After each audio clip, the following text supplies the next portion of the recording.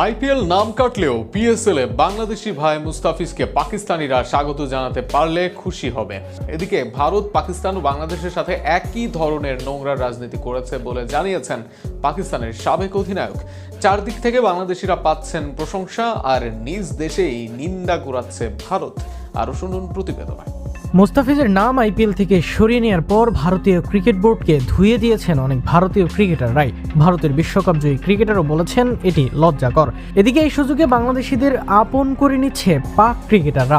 নিজের official Facebook পেজে ফিজের ছবি দিয়ে পাক ক্রিকেটার সালমান লিখেছেন, যদি একজন বাংলাদেশিকে নিষিদ্ধ করে ভারত খুশি হয় হতে দিন। আমরা পাকিস্তানিরা আমাদের বাংলাদেশি ভাইকে পিএসএল এ স্বাগত জানাতে পারলেই খুশি হব। ভারতের উগ্র হিন্দুত্ববাদী রাজনৈতিক ও ধর্মীয় নেতাদের দাবির মুখে মুস্তাফিজকে আইপিএল থেকে বাদ দেওয়া হয়েছে।